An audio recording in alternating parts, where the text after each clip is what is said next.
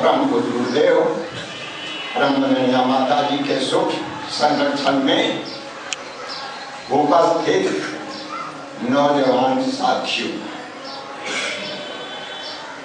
हम पिछले रविवार को ये देखा तो हमें इतना आनंद आया कि इस देश में नौजवानों की आवश्यकता है।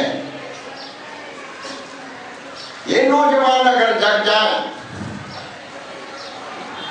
तो देश का कायाकल्प हो सकता है, लेकिन हमारे नौजवान भटक जाते हैं।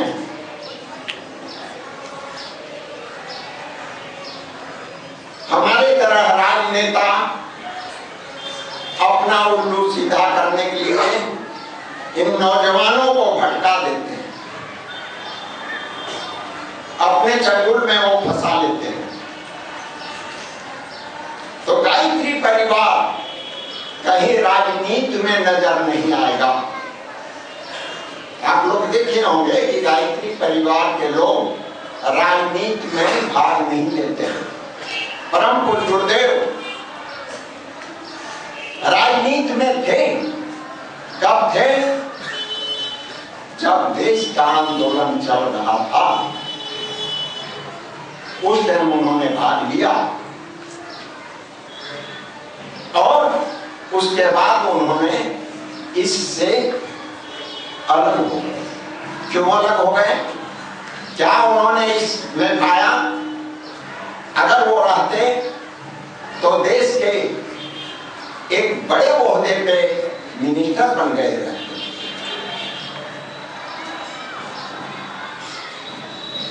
जब देश आजाद हो गया, शांति कुंज जब वो आ गए तो ताम्रपत्र लेकर डीएम एसपी आए और उन्होंने कहा कि ये आपका पेंशन है और ये ताम्रपत्र है। गुरुदेव ने कहा कि ताम्रपत्र तो हम स्वीकार कर लेते हैं, लेकिन हमारा पेंशन जो है प्रधानमंत्री कोष में दे दिया जाए। हमें थोड़ा सा गौर करना पड़ेगा कि हम उस गुरु के शिष्य हैं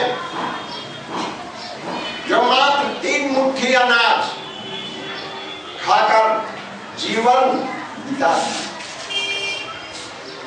24 साल तक 24 महापुरुष चरण, एक महापुरुष चरण 24 लाख का होता है और ये 24 महापुरुष चरण 24 साल तक उन्होंने चलाया। खाया क्या? जौ की रोटी और गाय का मट्ठा, नमक चीनी क्या होता है उन्होंने कभी जीभ पर नहीं रखा, तो शक्ति मिली। आज लगभग 20 करोड़ गायत्री परिवार हमारा है। एक व्यक्ति 20 करोड़ पैदा कर सकता है। अगर ये 20 करोड़ चाहें तो हम दुनिया में विजय हासिल कर सकते हैं कि नहीं? कुछ त्याग करना पड़ेगा। इतिहास उठाकर के देखिए, खुदीराम बोस को फांसी लगा था, क्या उम्र था? भगत सिंह, बिस्मिल खान, जो भी फांसी चुन लिए, क्या वो ये कल्पना किए थे कि आने वाली पीढ़ी सब छोड़ निकलेंगे, अपना खजाना भरेंगे, विदेश में पैसा जमा करेंगे? क्या उनका शहादत इसीलिए हुआ था? नहीं, हमको जगना। आज अगर नौजवान हमारा जग गया तो भारत ही नहीं, विश्व पर विजय हम प्राप्त कर सकते हैं। ये हम लोग को निर्णय करना है। अभी इस पटना को हमारा एक विचार आया जितने भी गायत्री परिवार के सदस्य हैं, युवा प्रकोष्ठ हैं, ये सब मिलकर के एक चीज अगर आप लोग कर सकें तो सरकार को झुकाने के लिए हमारे पास एक ही विकल्प है, और वह है कि हम कुछ करके दिखाएं। क्या करके दिखाएंगे? दिखाने के लिए कोई रास्ता है। आप लोग इस जगह पे कभी स्वच्छता अभियान चलाया है? नहीं चलाया गया? क्या हरिद्वार से भी टीम आया था? नहीं। यहाँ स्वच्छता अभियान अगर आप चलाना चाहते हैं तो शांति कुंज से वैसा हम बात करेंगे, वहां से हमारा टीम भी आएगा। आपके ऊपर कोई बोझ नहीं दिया जाएगा, वो सारा सामान के साथ आएगा। छोड़ा, कढ़ाई, तसला, झाड़ू, थोड़ा सब लेकर के यहाँ टीम पहुंचे। फिर हम सब मिलके कहीं एक ही एरिया को कवर करें। जैसे कंकड़ बांधनी है, इसमें ही हम सब लोग लग जाएं और स्वच्छता अभियान चला दें, ताकि मुख्यमंत्री तक ये रिपोर्ट जाए कि गायत्री परिवार वाले जग गए हैं, अब हमको सतर्क रहना होगा। हम अभी नगर पालिका पर आश्रित हैं, दरवाजे पर नाली फनफना रहा है, कीड़ा उत्पन्न हो रहे हैं, मच्छर पैदा हो रहे हैं। हम स्वच्छता पर ध्यान नहीं देते हैं, कीचड़ में निकल रहे हैं। तो आप लोगों से यही निवेदन हम करने के लिए आए, आपको देखने के लिए आए कि क्या आप लोग इसके लिए तत्पर हैं, तो हम फिर बात करेंगे। हम नौजवानों को खुशहाल देखना चाहते हैं। हर नौजवान के चेहरे पे मुस्कान होना चाहिए। अगर मुस्कान सीखना है तो ये युग निर्माण पेज नंबर 23 पर आप लोग पढ़ेंगे। मुस्काने से आपको क्या क्या लाभ मिल सकता है, कोई भी आदमी आपको देख करके आपके वो खिंचता हुआ चला आएगा। ना हम किसी को देखा मुंह कैसे बना दिया माछी के तरह, क्यों माछी के तरह मुंह बना देते हैं भाई? अरे जरा मुस्काने में आपको पैसा तो खर्च नहीं हो रहा है, मुस्काइए, देखिए लोग आपके पीछे कैसे आते हैं। प्रेम बढ़ाइए। परम पूज्य गुरुदेव परम वंदनीय माता जी आज इतना बड़ा मिशन खड़ा किया। उन्होंने किसी को अटैची में नोट भर के नहीं दिया, थैली में भर के नहीं दिया, लेकिन एक चीज दिया, और वह है प्यार। आप जितना प्यार बांटेंगे उससे कई गुना ज्यादा आपको प्यार मिलेगा। हम देख रहे हैं। एक बार परम पूज्य गुरुदेव के पास जन्मदिन पे हम गए, माता जी से आशीर्वाद दिया। माता जी कहें कि चले जाओ, गुरु जी का दरवाजा खुला है, वहां भी आशीर्वाद ले लो। हम गए, गुरुदेव टहल रहे थे, दरवाजा पर गए तो उनका मुंह पूरब के तरफ था।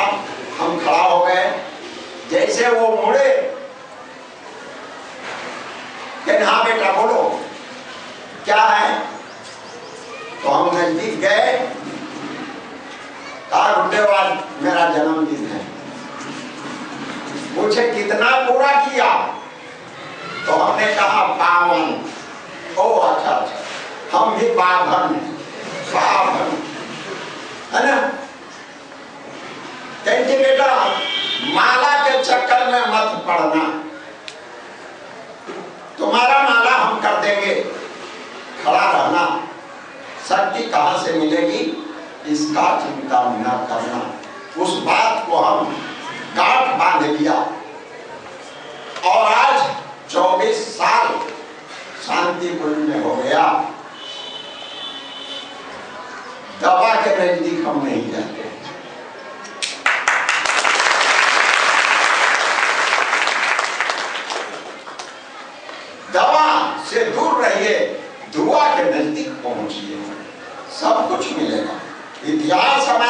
साक्षी है कि जिन लोगों ने भगवान पे भरोसा रखा वो कहीं रुका नहीं, लेकिन भगवान के नजदीक जाने के लिए आपको बहुत कठिनाई का सामना करना पड़ेगा।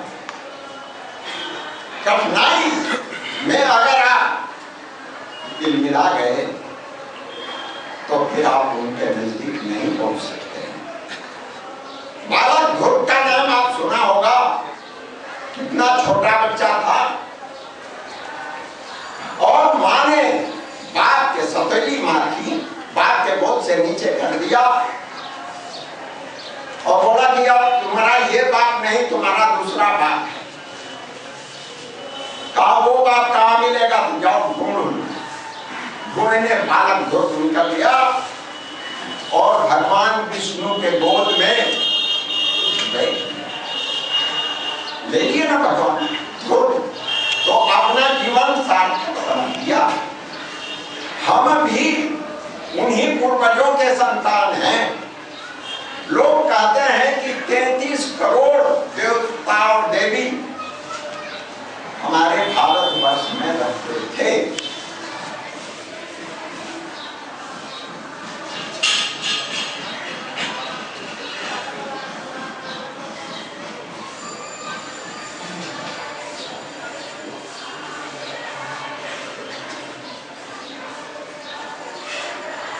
हम हैं सिपाही। पहले अगर बोल दिया जाता कि समय आपको इतना देना है, अब हम खड़ा हो गए तो फिर ठीक है, अनुशासन है, नवरात्र में आप लोग हैं। हम माँ गायत्री, परम पूज्य गुरुदेव, परम वंदनीय माता जी से प्रार्थना करेंगे कि आप सबों को सद्बुद्धि मिले।